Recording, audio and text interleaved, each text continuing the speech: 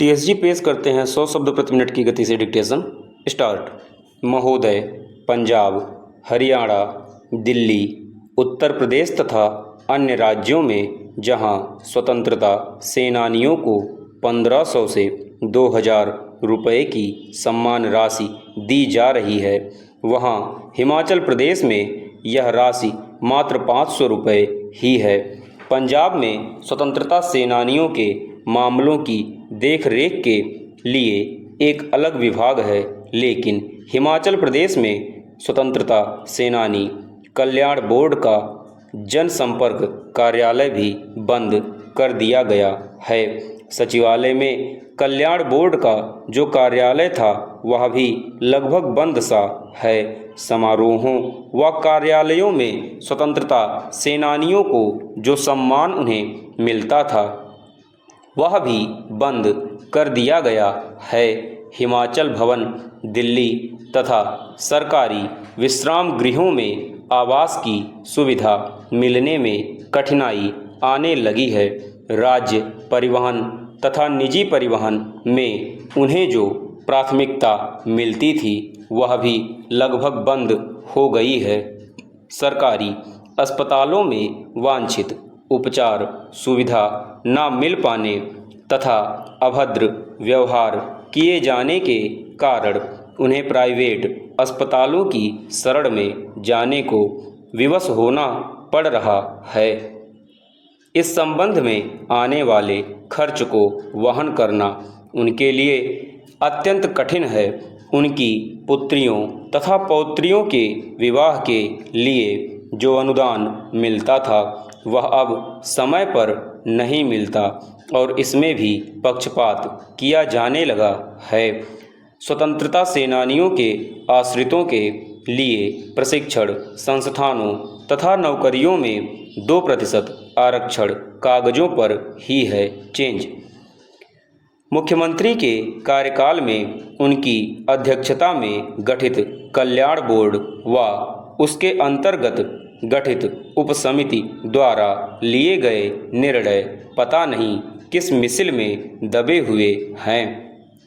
इन स्वतंत्रता सेनानियों को सरकार तथा समाज द्वारा जो सम्मान, पेंशन तथा अन्य कुछ सुविधाएं प्रदान की जा रही हैं वह इन पर कोई एहसान नहीं, बल्कि यह तो इनके त्याग व बलिदान के प्रति हमारी कृतज्ञता का प्रदर्शन है। आज हमारे सांसद व विधायक अपने वेतन भत्ते पेंशन बढ़ाने के लिए तो निर्विरोध विधेयक पास कर देते हैं, लेकिन उन्हें अपने जीवन की संध्या पर पहुँचे कुछ हजार स्वतंत्रता सेनानियों के बारे में सोचने का समय ही नहीं है। यह दुख की बात है कि हिमाचल सरकार अपने मुट्ठी भर स्वतंत्रता सेनानियों को अन्य राज्यों की तरह सम्मान राशि व सुविधाएं प्रदान नहीं कर रही है। आशा है कि मुख्यमंत्री अब राजनीतिक स्थिरता प्राप्त करने के उपरांत इस ओर ध्यान देकर ऐसी व्यवस्था करेंगे जिनसे ये जिंदा शहीद सम्मानपूर्वक आराम से अपना शेष जीवन बिता सकें। पूर्ण विराम। चेंज। उपाध्यक्ष महोदय, 7 मार्च 1968 को संयुक्त राज्य अमेरिका, सोवियत संघ और ब्रिटेन ने जिनेवा में 18 राष्ट्रीय निरस्त्रीकरण समिति के सामने उस सुरक्षा आश्वासन संबंधी प्रस्ताव का मसौदा प्रस्तुत किया था जो वह सुरक्षा परिषद में रखना चाहते थे। इस मसौदे की प्रति सदन की मेज पर रख दी गई है। इस प्रस्ताव के समर्थक अपनी अपनी ओर से एक पक्षीय घोषणा करने को तैयार हैं कि यदि किसी गैर परमाणु राष्ट्र पर, जो कि परमाणु आयुधों के विस्तार को रोकने की संधि में सम्मिलित है, परमाणु हथियारों के आक्रमण होने की हर संभव रूप में आशंका है, तो वे संयुक्त राष्ट्र के घोषणा पत्र के अनुसार सुरक्षा परिषद द्वारा सहायता पहुंचाने की तुरंत मांग करेंगे। जब तक सुरक्षा परिषद कोई कार्रवाई न करे तब तक वे संयुक्त राष्ट्र के घोषणा पत्र के प्रस्तावों के अनुसार आत्मरक्षा के लिए अकेले या मिलकर कार्रवाई करने के अधिकार की पुनः घोषणा करेंगे। निरस्त्रीकरण के बारे में 18 राष्ट्रीय समिति शीघ्र ही परमाणु आयुधों के विस्तार पर रोक संबंधी संधि के मसौदे के बारे में अपने काम की रिपोर्ट महासभा को देगी।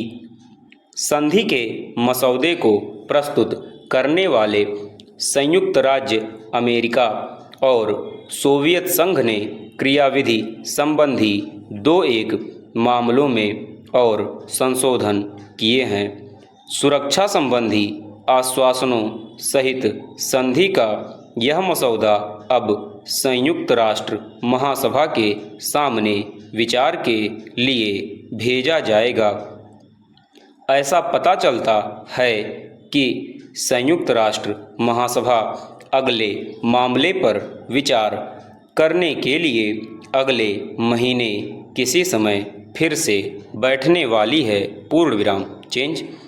मैं माननीय सदस्यों के सम्मुख अपनी स्थिति बताने के लिए कुछ मोटी मोटी बातें रखूंगी। स्वाभाविक है कि हम परमाणु हथियारधारी राष्ट्रों ने उन राष्ट्रों के साथ मिलकर जिनके पास परमाणु हथियार नहीं हैं जो कदम उठाए हैं उनका स्वागत करते हैं ताकि संयुक्त राष्ट्र संघ संसार में शांति और कारगर सुरक्षा बनाए रखने के लिए अधिक प्रभावशाली हो सके। सारी मानव जाति की आशाएं आज इसी पर टिकी हैं। सदस्यों राष्ट्रों पर और विशेष सुरक्षा परिषद के अस्थायी सदस्यों पर घोषणा पत्र के अनुसार जो नई जिम्मेदारी आ गई है उससे उनके लिए संसार में शांति बनाए रखना और आवश्यक हो गया है। यह बात संधि होने पर ही निर्भर नहीं होनी चाहिए। हम हृदय से यह अनुभव करते हैं कि विश्व शांति के हक में इस तरह के सच्चे प्रयत्न से संसार में परमाणु अस्त्रों का प्रसार रुकेगा। चेंज। उपाध्यक्ष महोदय, हम यह समझते हैं कि कदम कदम करके बढ़ना अच्छा है और यह भी अनुभव करते हैं कि पूर्ण रूप से आदर्श संधि संभव नहीं है।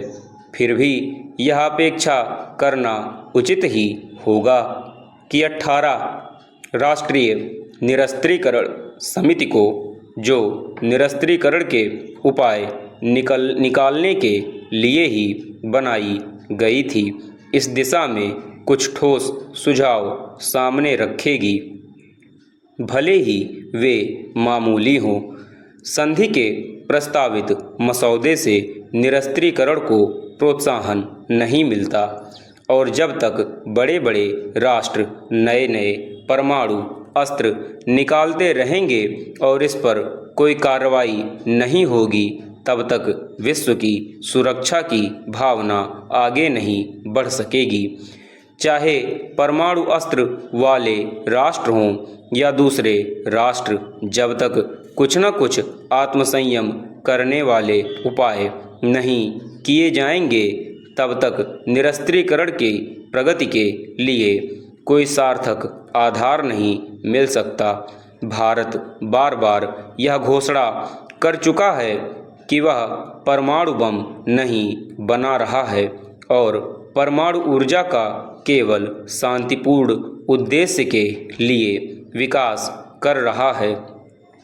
सुरक्षा समेत समस्या के सभी पहलुओं का राष्ट्रीय दृष्टि से मूल्यांकन करके हम इस परिणाम पर पहुँचे हैं। एक माननीय सदस्य ने इस बात पर जोर दिया कि शांतिपूर्ण उद्देश्य के लिए परमाणु ऊर्जा के उपयोग की नीति को बदला जाए। समाप्त।